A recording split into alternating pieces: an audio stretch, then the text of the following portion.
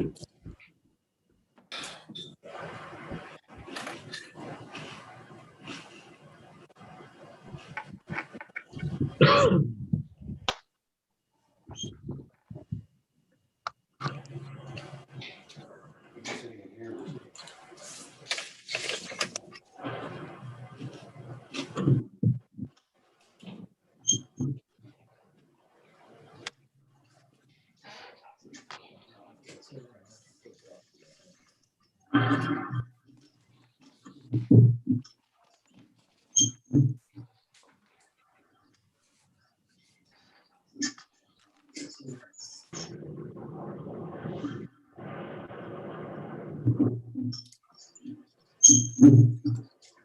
have to figure this out.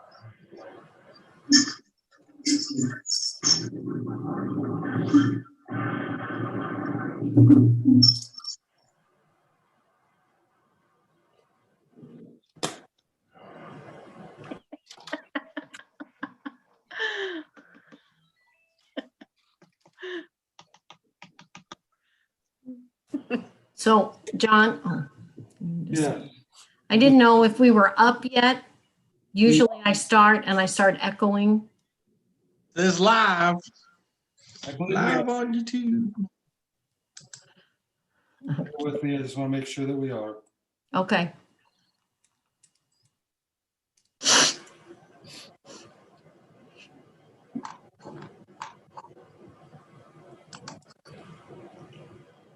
Yeah. We're good. Okay.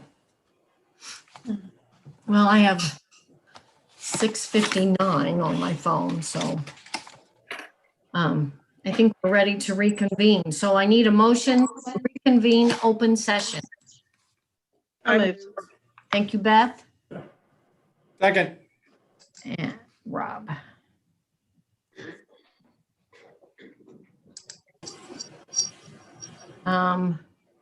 Any discussion or questions? Okay, Betsy? Okay, Mrs. Petrie, Yes. Mr. Cruz, Yes. Mr. Schuschler, Mrs. Oshie, Yes. Mrs. Saharsky, Yes. Mr. Stevenson, Yes. Mrs. Welker. Yes. Motion carries. So we want to welcome our visitors who are watching. We do not have any visitors signed up to address the board this evening, so we'll jump right in to the business. Need a motion to approve all of the items on the consent agenda as presented. So moved. Second. So I heard John and Eric. Is that correct? Yep. Sounds good. Oh, it wasn't John? Must have been Eric and Beth then. Yeah. Okay. It's okay. Well, it was a guy voice coming from the side, so that's all I knew. Okay, so we have Eric and Renee. No, Eric and Beth. I can't do it. All right.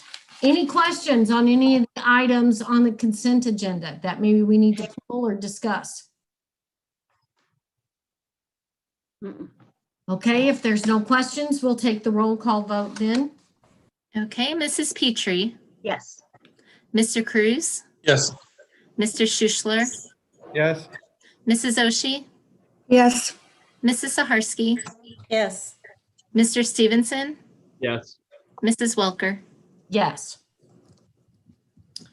All right. So motion carries and all of those items have been approved. We'll move down to the superintendent report. So Dr. Isaacson. All right, we're going to start off. Actually, Miss Hildebrand has given everyone some academic data for the second quarter, so I will let her explain the information that she has. Basically, this is the same information that I gave you from the first quarter. It just includes the second quarter or the first semester. That first sheet that you have there is a comparison of the average percent on summative assessments only and the difference between a 2-year time span. So if you see you've got a 1920 difference and a 2021 difference, the red showed a decrease in the average percent, and the black is an increase in the average percent. So those are all of our summatives. There is some data in there that is, we had to go through, there were some clerical errors. Maybe somebody put in that a kid had 1,000% instead of 100%. So we had to pick through some of that. And I can see one kind of glaring at me right now that it looks like that we didn't adjust at the very bottom. So I will go back and take care of that. The remaining sheets then is the comparison broken down by building. So you'll have a sheet for each building. It's the grade point averages compared to the previous years, broken out by building and by grade level, in addition to the comparison of the performance of the hybrid and the 100% virtual students. So some takeaways as a whole, overwhelmingly the hybrid outperformed the virtual at the secondary level, and there's a bit of a shift when you look at the elementary level. In addition, there was an increase in the percent of students earning below a 1.0.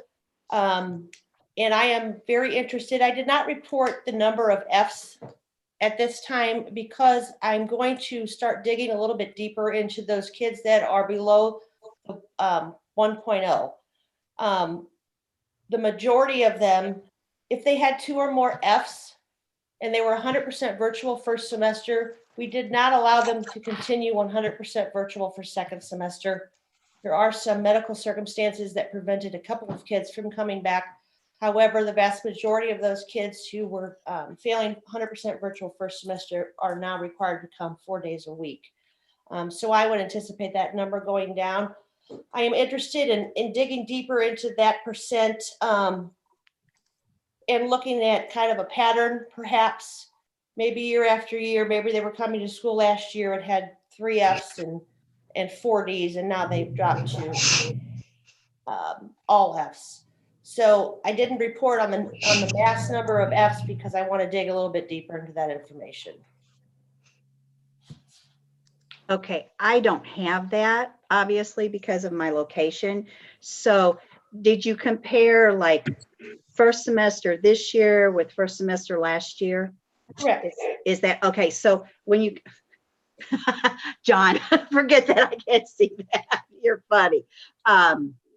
So was it pretty well even like it had been the last time, or was there a big jump one way or the other? There was a decent jump when you started getting into below a 1.0, a 1.5. Okay, so those are your lower level kids. Correct. It wasn't huge. And as far as comparing the hybrid to the virtual kids, the secondary level, the hybrid kids did outperform the virtual, and it kind of made a shift when you moved into the elementary. Okay, so you said it wasn't much. Since I don't have that in front of me, what was like the percentage difference? Well, I broke it out by building. So, for example, first semester at the high school level, last year, 2% of the kids had a 1.0 or below. Okay, This year, it was 8%. And that was the high school building. You want me to read through all of them, every building? well, do one of the elementary levels Okay. as well. So if I look at the elementary building itself, below 1.0 last year was 0%, and this year is 3%. Okay. Did you see a shift in, now that we're 4 days in the seat, kids coming back to the classroom that were virtual? Did you see a percentage of kids leaving the classroom and going virtual versus coming to school hybrid? You know, what happened at the semester level? You mean in terms of the number of students that are 100%? Yeah, like what kind of happened there? It's about the same. Is it? There may have been a slight increase. Some of that data, because we opened it back up a second time, there was Right. some confusion, so we had to remove some kids. Some people signed up when they didn't really mean to, but overall it was about the same. It may have been a very slight increase in the number of kids that are 100% virtual. Okay. Okay. And I'll probably stop in and get my sheet Sure. sometime. Interesting. Okay. So Melissa, for the most part, the kids who performed at a 1% or lower is what you were looking at. And that's what you said you felt like was the biggest shift. Yes, and that's what I'd like to dig in deeper. I'd like to get more specifics on the level and on the certain kids, because there's a variety of Issues, reasons for that. sure. So the percentages you gave me, Melissa, were those low-level kids, not the total picture. If you want a summary, it kind of looks like the middle got hollowed out a bit and like the A's got bigger and the F's got bigger. Like, you know, kind of an So they- inverse bell curve. So it looks like a stratification kind of. Really? So am I seeing that for grade 11, 21% of the virtual kids have below 1.0? Grade 11. Is that what that? Grade 11 hybrid versus virtual below 1.0 is 21%. Yeah, that's what it says. Yes, Yeah.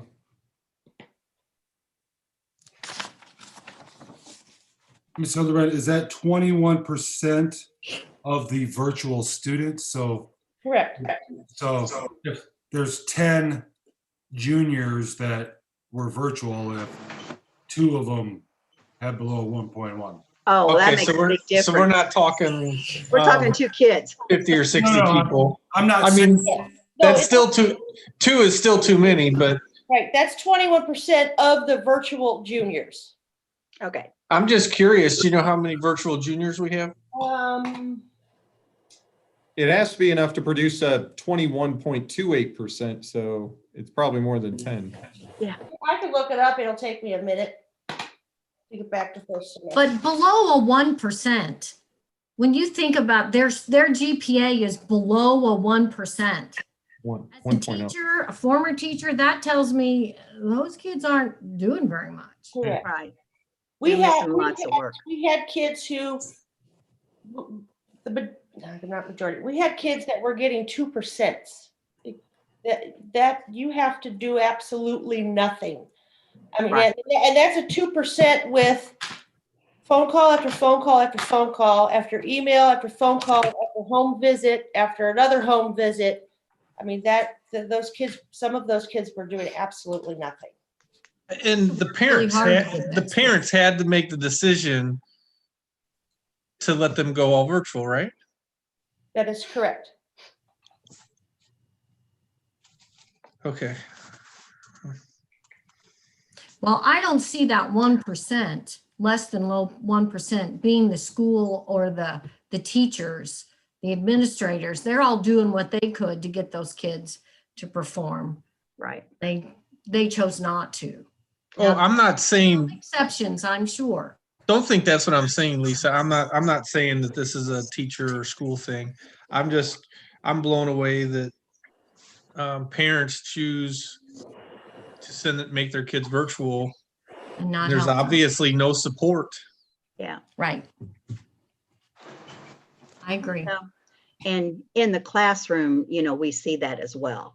So it's, in the classroom is not everybody passes either. So 1% is pretty low. What? I'm anxious to look at the data. She means 1.0, not 1%. She means below 1. Right.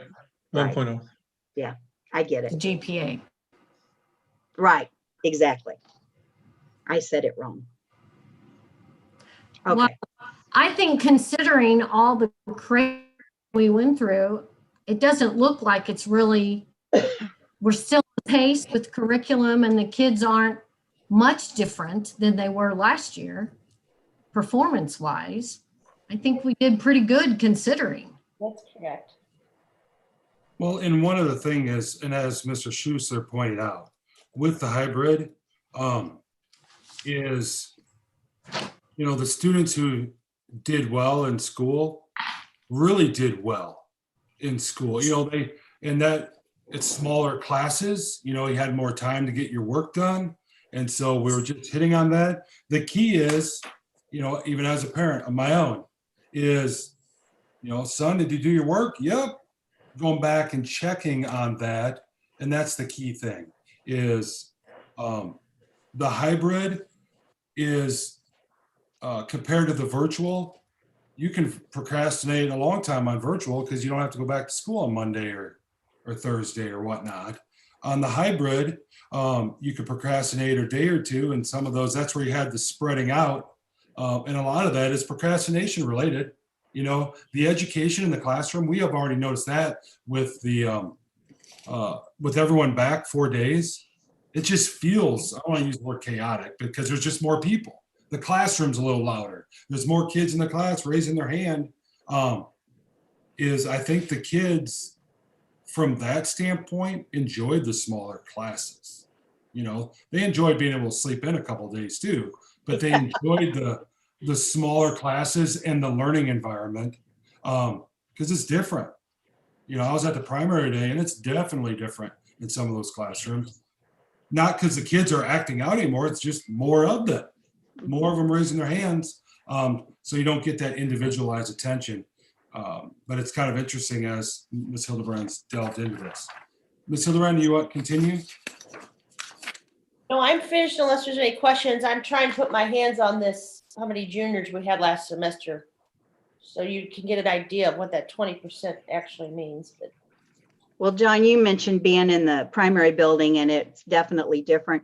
Did you walk down the kindergarten hall? Was it kind of like the first day of school with both of the hybrids, coming together? Well, I didn't go there the first day. I was there this morning, and our I believe our largest kindergarten class, our average is 16. I think it's our largest is 16, which is still within the classroom. They were very spread out. When I visited with the teachers, they mentioned like the kids it's been like the first few weeks of school, but the kids have been very excited to meet new friends, but the blending has been all right from when I was visiting with them. It's just it's different from the new start of school because everybody knows where to eat lunch and all that. It's just meeting new people. So the answer to your question, there was about 40 juniors. So you're talking 8, 9 kids in that 21%. 8.5 kids. Yes. Where's the half? Okay. So were there any other issues, John, that we were going to report on? Yep, I'll just run through. The Board of Education signups concluded on January 19th. There was 4 individuals that have signed up for the April election. John Lindhorst, Ryan Quarry, John Schuessler, incumbent, and Lisa Welker, incumbent. Those that have been were certified at the here in Hillsborough. Ms. Nowak did that and also submitted the candidate finalists to the Missouri Ethics Commission on January 21st. I'd also like to bring to the board's attention 2 Senate bills that are in Jeff City right now that are going to have a significant impact on schools and public education. A few of the highlights there, and you can look more on MSBA, has a lot of information out about this, or if you have different questions, I can follow up with you. But a few of the highlights is within these bills, it's also known as Senate Bill 55. It was loaded up with a long list of provisions, almost like an omnibus bill that typically you find at the end of a session. Is this period of time in Jefferson City, legislators now are really pushing school reform. This is the time that they want to do that. So a few highlights. The school board member recall, which would require an election to recall a school board member if a petition is submitted and signed by 25% of the number of voters in the last school board election. The grounds for the recall within there were broad, vague, and subjective. So that would be an issue there. And there is no law that allows for the recall of any Missouri legislator or governor or excuse me, Missouri legislature. There was scholarship vouchers for tax credits for donations to organizations to give out scholarships for students to attend homeschool or private school, including for-profit virtual schools. So you can actually give scholarships to the private schools now, you know, from corporations there. Creates up to $100 million in tax credits. Charter school expansion authorizes charter schools to be open in an additional 61 school districts, including Jefferson County, which would impact us and divert Hillsborough funds to those charter schools. Turning MOCAP, which is the online program, into virtual charter schools. So this also would be a MOCAP vendor. The amount the state will pay the MOCAP vendor the amount of state aid that we get from the state, even if the vendor provides fewer services, right? So they're going to get the same amount of state aid that Hillsborough gets for a student, but they're not providing necessarily the sports, not providing the transportation, all of those different things. We're doing all that, you know, sports, and they have, those kids have the rights, but those vendors get the money. And MOCAP vendors are allowed to dump students out of the program if they're not performing. So like we look at our virtual program, you know, those 22%, MOCAP is, hey, the vendor gets the money, says, we don't want anymore, you're going back to Hillsborough. So now you have a kid with 7 Fs, a credit behind. And so we have to pick up the pieces on that, not necessarily good there. The other big piece of that I worry about for our teachers, and as you know, we need to increase teacher salaries in the state of Missouri, and there's a teacher shortage. People don't want to go into this business as much anymore. One of the things that's a draw is PSRS. Well, as you know, PSRS is funded by the current teachers in the system. So as you outsource, and that's what this is, if our students are going to MOCAP, which is a private company, which are hiring private teachers, et cetera, that's less teachers that we are going to need at Hillsborough, but also less teachers in the state of Missouri.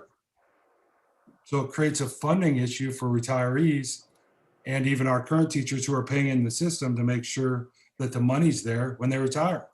Is if we have, you know, we don't have the teachers in the system because they're working, using public dollars to work for a private company, that could have long-term effects on our teachers in the state of Missouri. That really concerns me as well.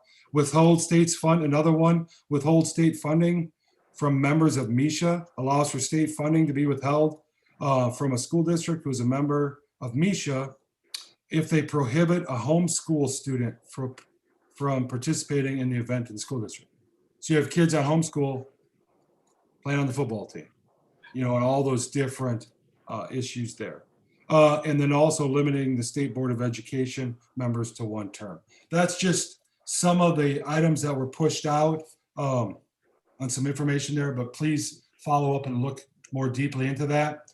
Item number 4, School Board Recognition Week is February 14th through the 20th.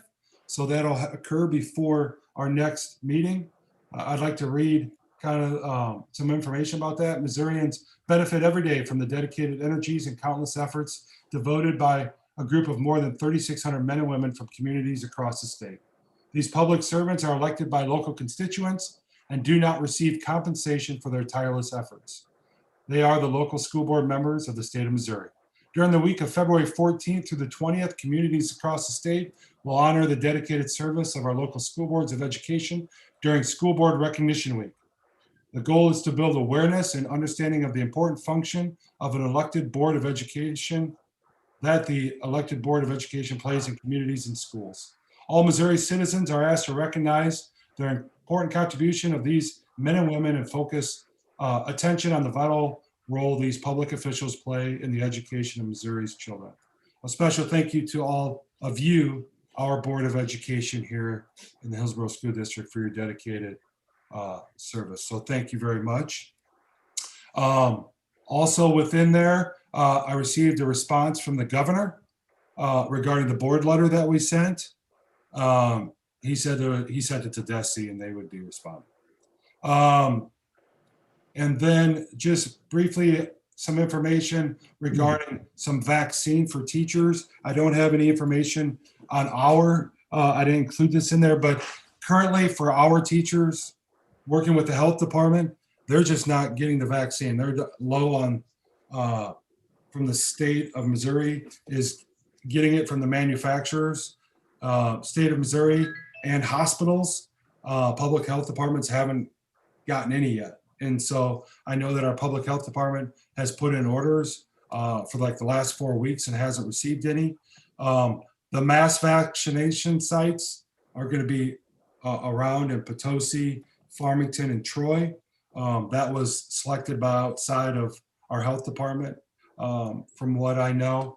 And so hopefully if our teachers can get on a list, if they would like to do that, to find a list that they can get on. But currently there's not enough vaccines. You've heard about that in the news and such. So I don't have any update on when our teachers will have the ability to. If we do, is obviously being here in the city of Hillsborough, I'm sure we would love to be a vaccination site for to get that done, if that would work. So I will let you know if I'm contacted about that, and that's something that we can do for our staff.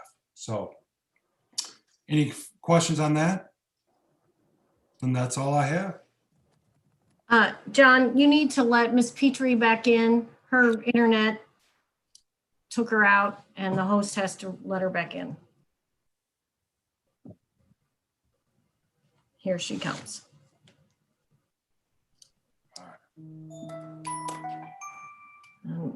She said she has 2 computers running now, so we might see 2 of her.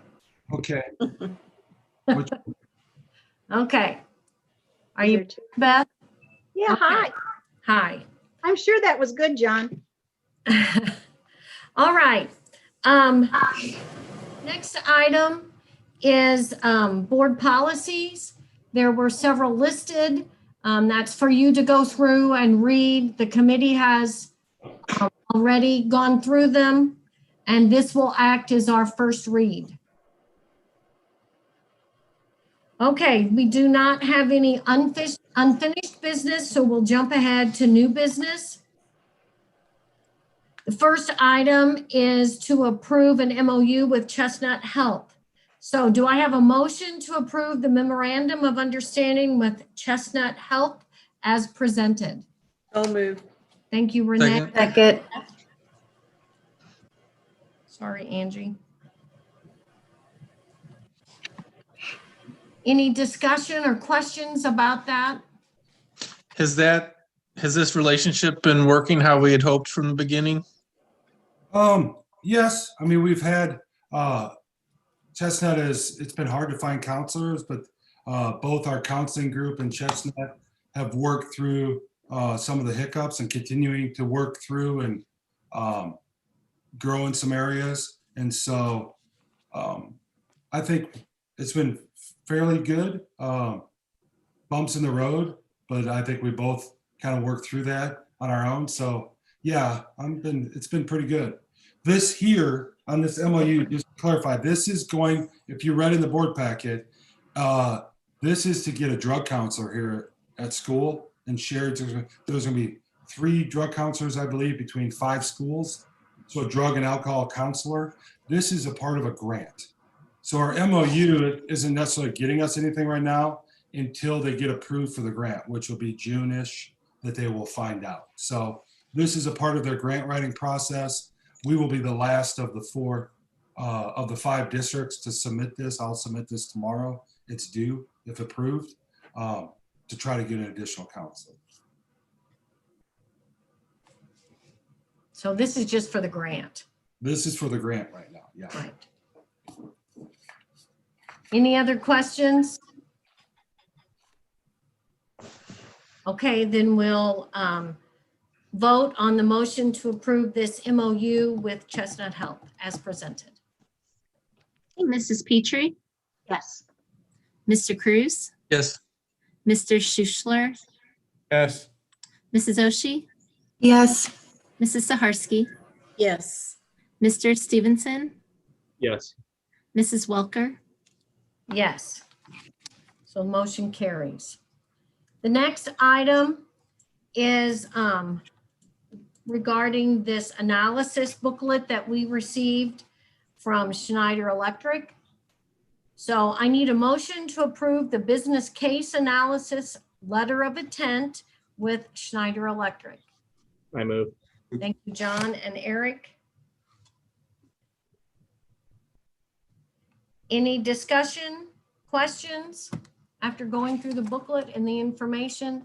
And I know the guys were on the facility committee, so they heard the Yeah, presentation. the good case is that they're willing to gather a bunch of information for free in the hopes of getting a job. So if worst case, we get free info. So, It'll be interesting to see where our efficiencies are and where we're lacking efficiencies with various utilities and things. and the other thing I liked is that they said they kind of worked on commission basically. So if it doesn't work out for us, they don't get anything. In fact, they even cover the shortfall. Right. Yep.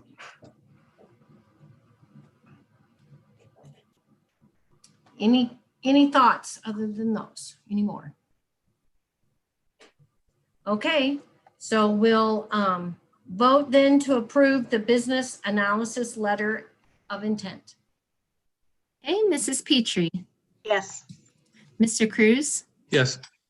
Mr. Schuschler, Yes. Mrs. Oshie, Yes. Mrs. Saharsky, Yes. Mr. Stevenson, Yes. Mrs. Welker, Yes. Okay, letter C is to approve the fire department to do some training with one of our buildings on the Bridal Ridge property. So I need a motion to approve the removal of the structure located at Bridal Ridge and allow the Hillsborough Fire Department to conduct trainings for their firefighters as part of that removal process. I move. Second. I have Eric and Beth. Any discussion? Can we watch? Can you? Yeah. Well, there's So is gonna- anything in that building now no, I mean, empty? it's, yeah, I think there may be some older appliances. Yeah, it's pretty nasty in there. It doesn't have any electricity to it right now, and it was pretty tore up once we got it. Animals, they're the only residents in there right now, so. Animals. and it- Wild? Yeah, so if you look at the letter from the Fire Protection District, you're probably gonna drive by and be like, why is that thing still standing there? Because I think they're gonna do several training evolutions, and they'll start like with search and rescue.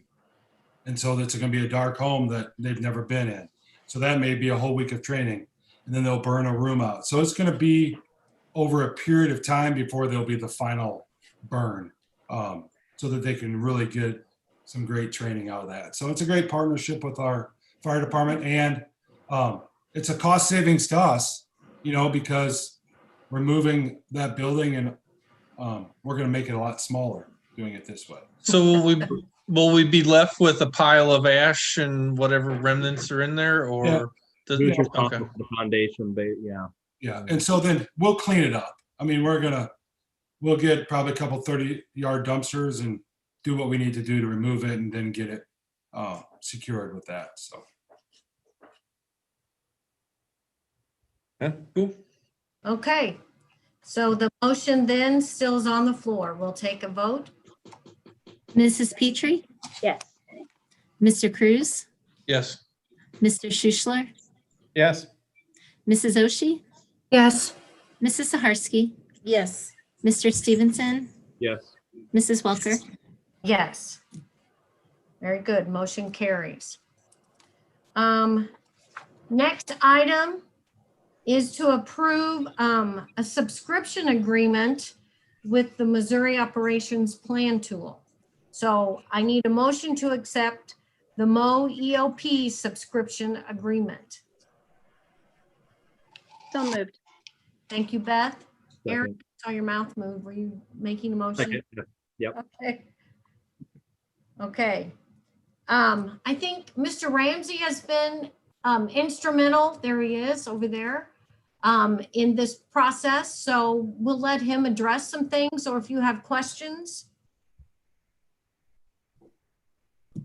Well, and Do you have anything you would like to share?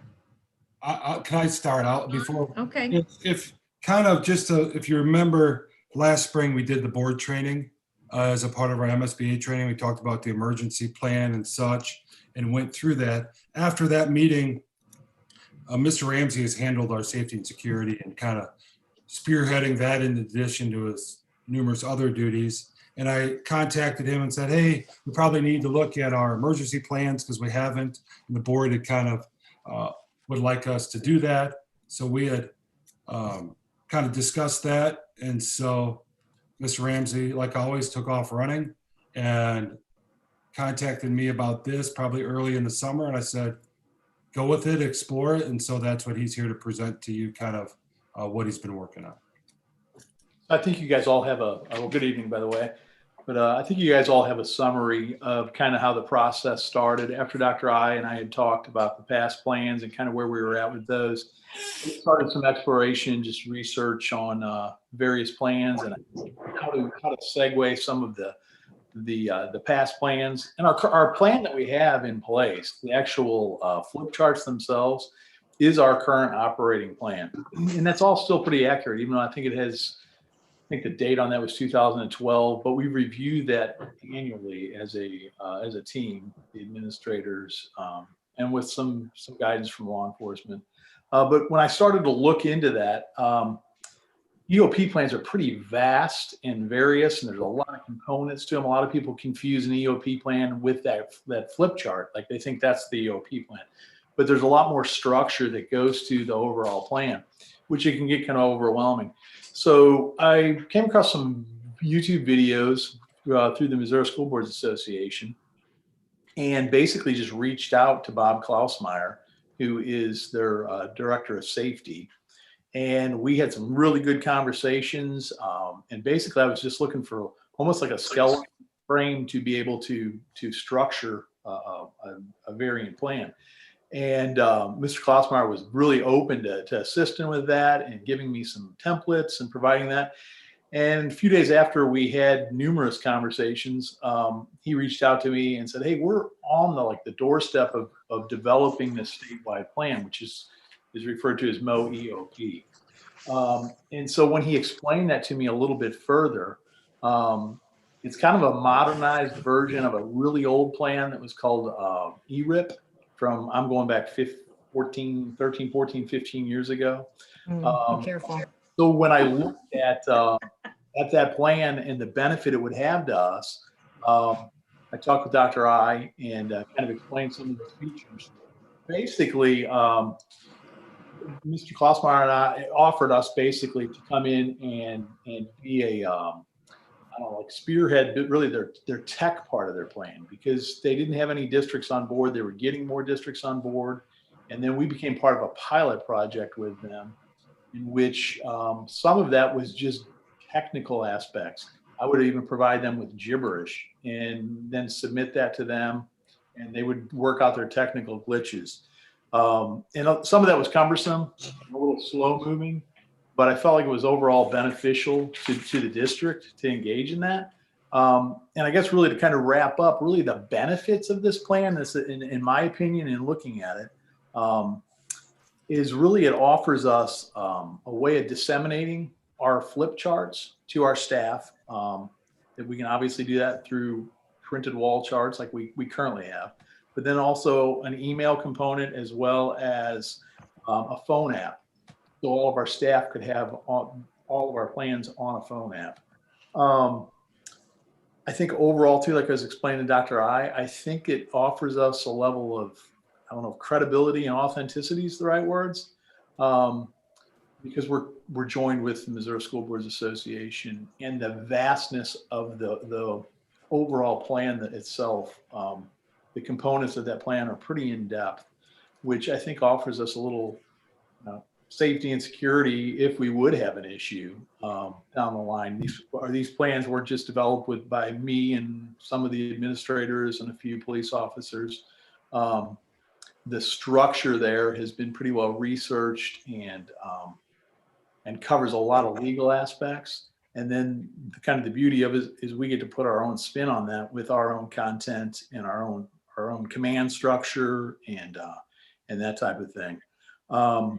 So it's something I've enjoyed doing. It's been a lot of work, and it was a lot of work for the assistant principals putting all that initial information in. But I think it offers us something that we haven't really had in the past. Going beyond just the wall charts and a manual that never gets really referenced very often. I think it'll be a more interactive tool. And that's pretty much it, unless you guys have some questions. It's pretty vast. I guess at some point as we progress through this, we would obviously be in board approval on the particulars of the plan. And I guess I should also say there's basically a plan for each building as well as the overarching plan for the district. And then that includes basically the command structure, agency involvements are listed. There's legal reference within that. And then each of those then produce the flip chart themselves. So this subscription fee is basically for their app and their authenticity, as you put it, or is that? Yeah, it's a minimal fee. It's $100 per building, which my plan really would be to have a plan for each building, obviously, each attendance center, and then use those plans that we have, a skeleton of that, to develop the individual plans for the non-attendance centers, like the data center, central office, transportation. So that would keep that cost to about $600. And then obviously with this agreement, there's no cost. And I talked to Dr. I don't know if I'll be able to do this or not, but I'm thinking about approaching Mr. Klossmeyer and maybe seeing if we could extend that free subscription into next school year, because obviously over half this school year has been kind of eaten up with the implementation, some of the technical issues, those types of things. So we might be able to carry that free subscription into next school year also. Yeah, I mean, in some ways, it sounds like you were doing them a favor. So Well, we were, but if you really look at what's available out there as far as structures of EOPs, there's not a lot out there. And I would say that I think we did do them a favor, but I think also that it offered us a lot as far as just those structures. Teamwork. Thank you, sir. All right. I appreciate it. Thank you. Thank you, Mr. Ramsey. Thank you. Any other questions? Okay, so the motion on the floor is to accept the Mo EOP subscription agreement. Betsy? Hey, Mrs. Petrie, Yes. Mr. Cruz, Yes. Mr. Schuschler, no, Mrs. Oshie, Yes. Mrs. Saharsky, Yes. Mr. Stevenson, Yes. Mrs. Welker. Yes. So the motion carries.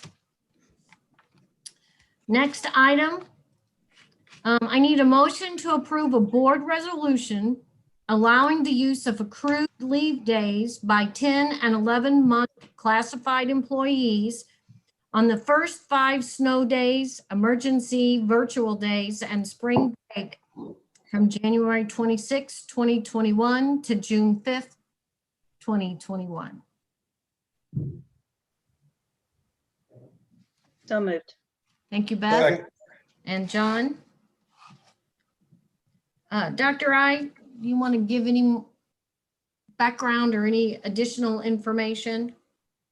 Yes, it was actually, a question was asked, it came out of the transportation department.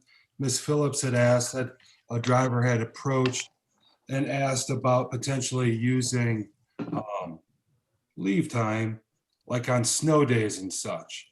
One of our issues that our 10 and 11 month staff have is like yesterday, if it wasn't a virtual day and it was a normal school day, our first 5 days are forgiven. So one, we're not going to make up that school day in May, but also this week on their paycheck, they're going to, instead of working, say for simple math, we'll call it a 40-hour week, they're getting paid for 32 with no opportunity to even get to 40.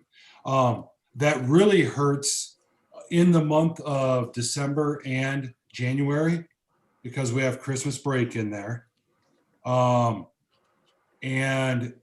then we got the like Martin Luther King holiday, just coming out of Thanksgiving, that fall 3 weeks before Christmas, etc. It gets really, then you throw in snow day. We've had situations where a bus driver or a secretary or a paraprofessional, after their benefits, voluntary benefits, maybe they have a child on the health care, etc., literally get a check for 19 cents. Some have to bring in a check to us. And so just to try out, and that's why it's a resolution, is to provide the opportunity that, like yesterday, and that's why I dated it for that date in anticipation of potentially snow, was to, I'll put out there that if you have the leave days, now I gotta have, if I have 10 leave days, that I can elect, I'm gonna mail out a form and you gotta do it one time. So when I mail it out or email it out to our staff, they'll have to make that decision in the next 5 days. And that's just for paperwork processing. Is if we have a snow day, do you want our payroll department to plug in one of your leave days and pay you out as if you had a full week? And if we have to go, they'll be able to do that for the first 5 snow days that we do not make up. The reason we're not doing more is ultimately they'll work those days in the year, so it doesn't make the total expenditures for the year budgetary go up. Any district that if we have to declare a day a virtual day, excluding Wednesday, due to not having bus drivers or something, they could use the leave day then. And I also put in there, and I'm going to use it as a separate line item, is use leave during the week of spring break. So if they want to use their leave. Now, when I communicate with this, admittedly, I'm going to have some employees frustrated because we have a $100 a day stipend, and they're not going to want to use their stipend. And I'm going to explain to them, we have to use the days given this year. And yes, they won't get the $100 a day stipend in July, but by allowing them to use it now, in actuality, depending on their job, most are going to get $100 or more because they make $100 or more a day. I mean, if you're a bus driver and you make, I'm going to do simple math again, $20 an hour, and you had a 7-hour day, that's $140 if you use a leave day versus holding on to your leave day and getting $100 in July. You're actually getting $40 more now. So it's providing that access now. But for the district, then they're not using that stipend later on. Also, so it's good for both, but it's allowing the employee to have their money up front. From the district standpoint is we want people to use their leave when they're sick to stay home, obviously, but if they can maintain get their personal stuff done, they probably, I guess they can't necessarily on a snow day, but over spring break, and they're bringing those balances down on their leave, if that reduces what the district has to pay on the back end anyhow, as far as when people leave the district, et cetera, and kind of buy some of our balances down. So it's good for the employees. It allows for a more consistent check throughout the school year, because there's monthly bills that come up, and there's some lean months for our bus drivers. It allows them to use their leave time. So if they've had perfect attendance, they've been doing the right thing. They're gonna get rewarded to be able to use those days in a way that benefits them rather than waiting to when they leave the district and getting $22 a day for them. A couple of items, I will not use,